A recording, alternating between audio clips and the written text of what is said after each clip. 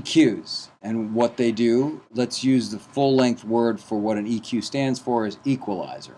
And an equalizer can be used to rebalance harmonic structures in an audio signal. Everyone's got a car with a tuner in it, with an amplifier and an EQ section with bass, treble, and so on. What you're doing when you turn those knobs is actually adjusting the harmonic structures. You're adding more high-frequency harmonic structure or more low-frequency harmonic structure, which is more fundamentals versus the harmonics, and you can readjust that. Now remember what we said, we're talking in the frequency domain right now, but there's another domain that it's linked to that you can't get away from is the time domain. So when you add more high frequencies, you're making the envelope of the sound in time, the corners much sharper, the attack much sharper. When you add low frequencies, you're making the release of the envelope much longer. Remember our square wave example? The corners of that square wave had to have high frequencies to fill them up when we're talking about the addition of sine waves to create a complex waveform. That's why high frequencies are the more square part of the envelope, the attack, and low frequencies are more of the release, roughly speaking. So it's nice to keep that in mind as we discuss this, even though we're going to be in the frequency domain discussing this. Think of what happens in the time domain of a sound. So if I have a sound in time and amplitude, and at some time I hit the snare drum, and then it decays, if I add more high frequencies, this attack is going to be more aggressive and more sharp, meaning more high frequencies. If I add low frequencies, the decay is going to be longer. It's going to have more depth to the sound in terms of low frequencies. This is more attack, more depth in low frequencies in terms of thickness. Okay, so that's how it relates to what you're hearing. Now, there's different kinds of EQs, and they're all useful for various things. Because if you know what you want to do to a sound, getting the right tool for the job is really important. You want to use the right tool when you're hearing in your head how to make that sound right. Passive EQs, there's no power source to this.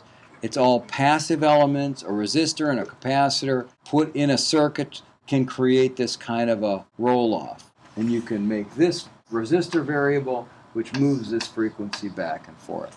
That's exactly how a tone control works on your guitar, because the guitar doesn't have, some guitars have active circuitry, but say a Strat coming right out of the factory has passive circuitry, and it's called a passive EQ, only passive components.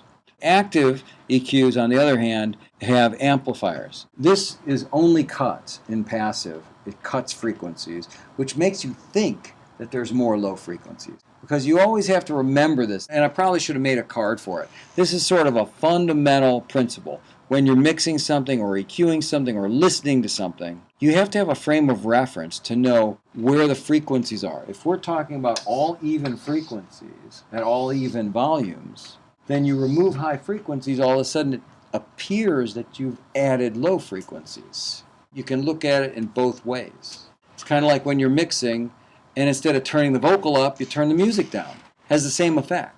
So you've got to think of these things in both perspectives, because it'll really help you in terms of your projects that you're working on in your computers or when you're working with EQ.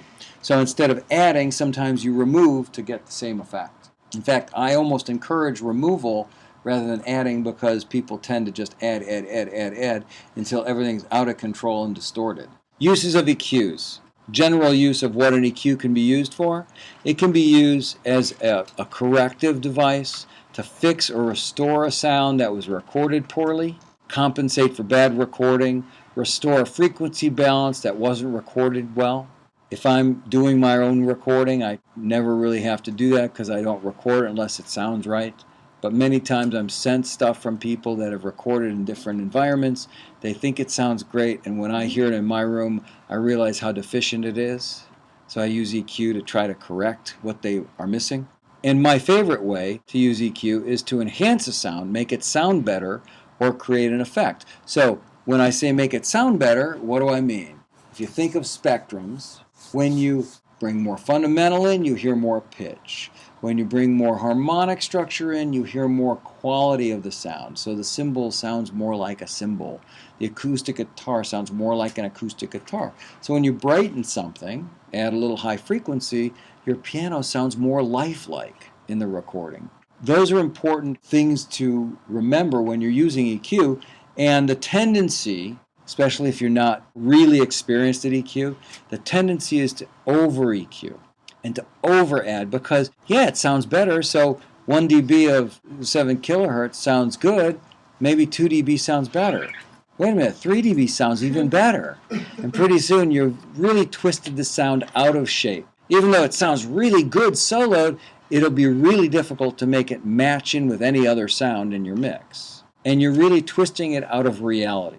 So what I always start with is, how does the piano sound in the room when I'm standing next to it and somebody's playing? That's the sound I'm trying to get. I can over-enhance it and make it sound even more lifelike, and that's great for some circumstances, but in general, if you do that, you're going to get into a real mess down the road.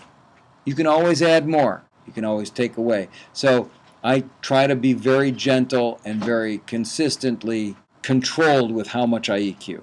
Especially if you recorded the sound in the first place, like a vocalist, and you know it sounded reasonably good when you recorded it.